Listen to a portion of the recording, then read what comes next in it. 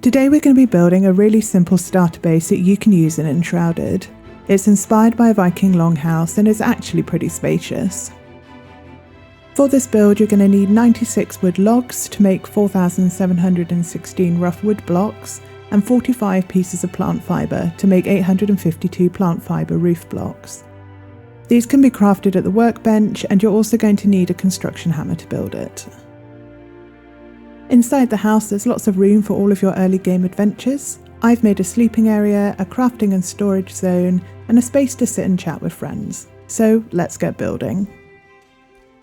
Once you've placed your flame altar and you have your construction hammer out, you're going to see an orange boundary around the edge of your build zone. You can build anywhere inside this boundary. I want to build my house off to one side, so I'm going to place my first rough wood foundation block in this corner. I'm then going to place another 3 foundations. Then we're going to place another 3 foundations, this time up the side, and then we're going to make it into a 4x4 square.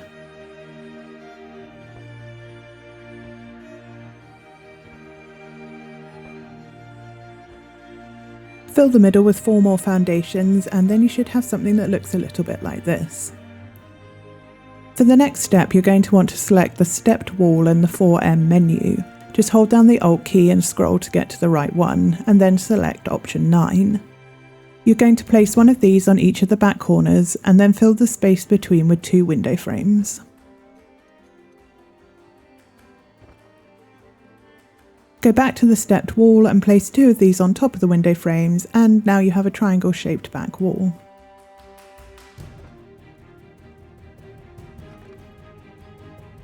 For the front of the house, you're going to want to place a door frame 1 foundation back and right in the middle. There is a snapping point in the middle, so you should be able to place it okay. Next, you're going to want the narrow wall from the 2M menu, and you're going to place one of these on either side of the door frame.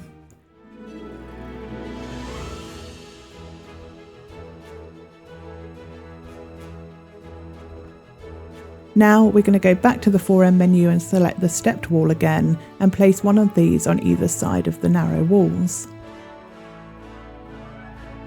And then we're going to pop 2 on top of the walls and door frame to complete the front triangle.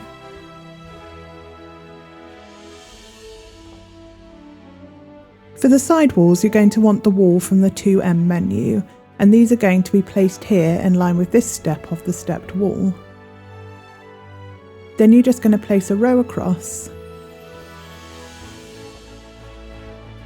At the end here it looks like the wall's going to go through the end wall, but it doesn't, so you don't need to worry about that. Repeat this on the other side, and now the wooden part of your base is complete. For the roof, you're going to want the 4M roof side. The roof starts right at the front of the foundations, overhanging the front wall. Place the roof tile down, and then you can use this to place the top one more easily. And then all you have to do is fill in both sides with roof tiles.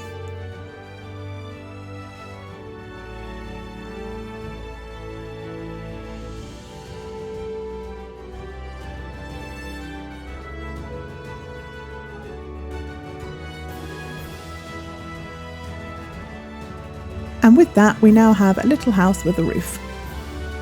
Looking at this now, I think the front looks a little bit plain, so we're going to replace the narrow walls with narrow window frames instead. With the outside done, it's time to move inside, and I think I'm going to place my workbench by the door so that it's easy to get to. And then we'll put this fireplace in the middle at the back.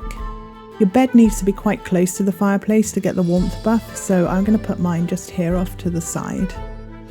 I've also crafted some window frames so that the windows aren't just holes in the wall, and I think that looks a lot better. Every house needs a door, so we'll place one of these in the doorway, and that's our little house finished. Nighttime in the game is very dark, so I definitely recommend putting a couple of torches inside as the light from the fire doesn't go very far. And I'm going to add 2 outside as well, just for ambiance. I've been looking at the front of this build and I still think it looks a bit plain, so I'm going to give these crude wood fences a try. We're going to place them along the front just so we can add a little railing detail. But one thing I've found that is if you turn the snapping on, then they won't snap onto the foundations. So you just have to take a little bit of time to get them all lined up.